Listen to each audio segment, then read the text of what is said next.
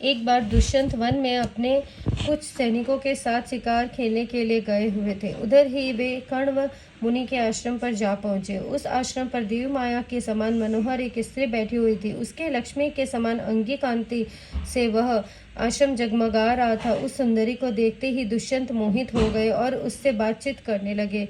उसको देखने से उनको बड़ा आनंद मिला।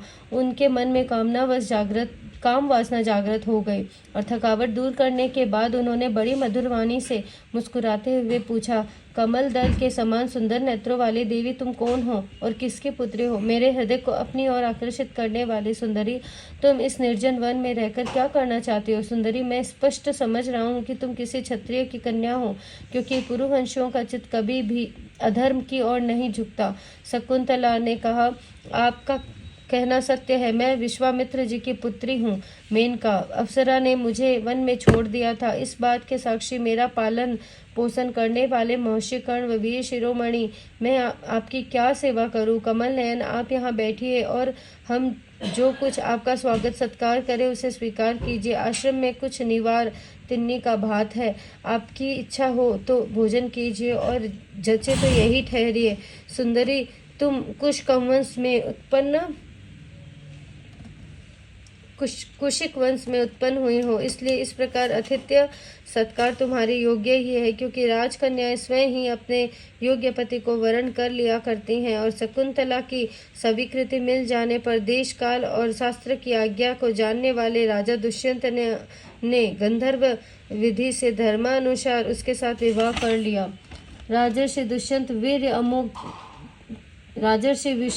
दुष्यंत का वीर्य अमोघ था। रात्रि में वहां रहकर दुष्यंत ने शकुंतला का सहवास किया और दूसरे दिन सवेरे वे अपनी राजधानी में चले गए। समय आने पर शकुंतला को एक पुत्र उत्पन्न हुआ और महर्षि कर्ण वन में राजकुमार के जात कर्म आदि संस्कार विधि पूर्वक संपन्न किए। और वह बालक बचपन में ही इतना बलवान था, बड़े बड़े सिंहों को बलपूर्वक बांध लेता था और उनसे खेला करता। वह बालक भगवान का अंश अवतार था। उसका बल विक्रम अपरिमित था। उसे अपने साथ लेकर रमणी रत्न शकुंतला अपने पति के पास गई। तब राजा दुष्यंत अपनी निर्दोष पत्नी और पुत्र को स्वीकार नहीं किया। तब जिसका वक्ता नहीं दिख रहा था और जिसे सब लोगों ने सुना, ऐसी आकाशवाणी हुई, पुत्र उत्पन्न करने में माता तो केवल दोंगनी के समान है। वास्तव में पुत्र पिता का ही है, क्योंकि पिता ही पुत्र के रूप में उत्पन्न होता है। इसलिए दुष्यंत, तुम शकुंतला का तिरस्कार न करो, उसने अपने पुत्र का भरण पोषण करो। राजन वंश की वृद्धि करने वाला पुत्र अपने पिता को नरक से उबार लेता है। और शकुंतला का कहना बिल्कुल ठीक है। इस गर्भ को धारण कराने वाले तुम ही हो। परीक्षित पिता दुष्यंत की मृत्यु हो जाने के बाद वह परम यशस्वी बालक चक्रवर्ती सम्राट हुआ। उसका जन्म भगवान के अंश से हुआ। आज भी पृथ्वी पर उसकी महिमा का गान किया जाता है। उसके दाहिने हाथ में चक्र का चिन्ह था और पैरों में कमल कोश का। महाभिषेक की विधि से राजाधिराज के परम पद पर उसका अभिषेक हुआ। भरत बड़ा शक्तिशाली राजा था।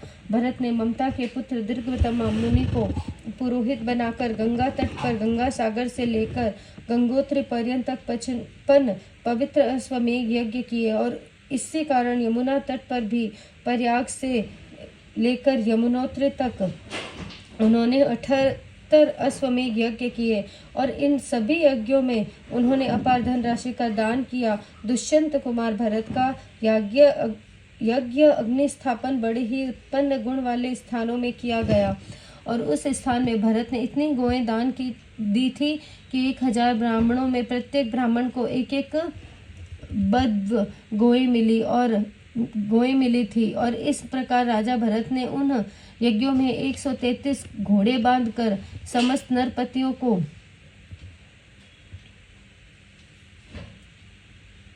असीम आश्चर्य में डाल दिया। और इस यज्ञों के द्वारा इस लोक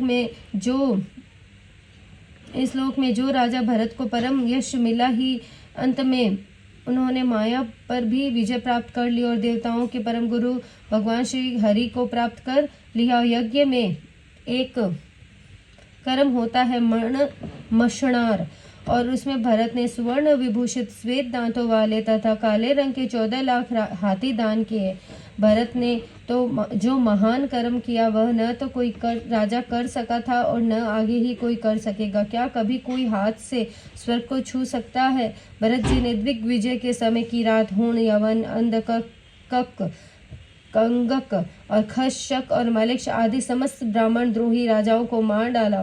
पहले युग में बलवान असुरों ने देवताओं पर विजय प्राप्त कर ली थी और रसातल में रहने लगे, और उस समय वे बहुत सी देवांगनाओं को रसातल में ले गए। राजा भरत ने फिर से उन्हें छुड़ा दिया और उनके राज्य में पृथ्वी और आकाश प्रजा की सारी आवश्यकताओं को पूर्ण कर देते थे।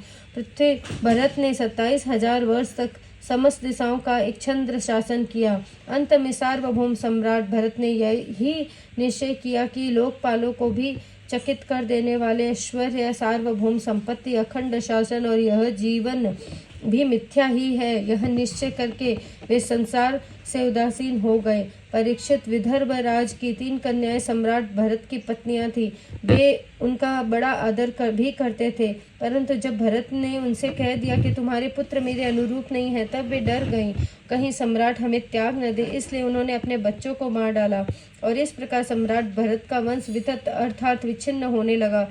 तब उन्होंने संतान के लिए मरुत्स्तोहम नामक यज्ञ किया। उन्होंने मरुदगणों ने प्रसन्न होकर भरत को भरद्वाज नामक पुत्र दिया। भरद्वाज उत्पत्ति प्रसंग यह है कि एक बार बृहस्पति जी ने अपने भाई उत्थय गर्भवती पत्नी से मैथुन करना चाहा। उस समय गर्भ में जो बालक दीर्घतमा था उसने मना किया, किंतु बृहस्पति जी ने उसकी बात पर ध्यान न दिया और उसे तू अंधा हो जाए यह शाप देकर बलपूर्वक गर्भधान कर दिया। और उत्थय की पत्नी ममता इस बात से डर गई कि मेरे पति मेरा त्याग न कर दे, इसलिए उन्होंने बृहस्पति जी के द्वारा होने वाले लड़के को भी त्याग देना चाहा। और उस समय देवताओं ने गर्भस्थ शिशु के नाम का निर्वचन करते हुए यह कहा, बृहस्पति जी कहते हैं कि अरे मूढ़े, यह मेरा औरस और मेरे भाई का क्षेत्रज इस प्रकार दोनों का पुत्र है, इसलिए तू डर मत, इसका भरण पोषण कर।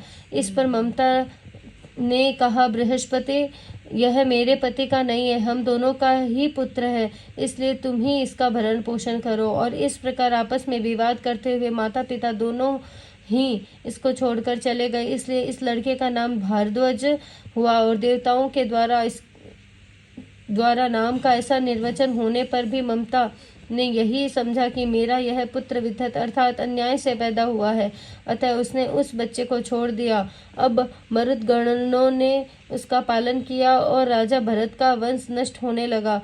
तब उसे लाकर उनको दे दिया। यही वितत भरद्वाज भरत का दत्तक पुत्र हुआ।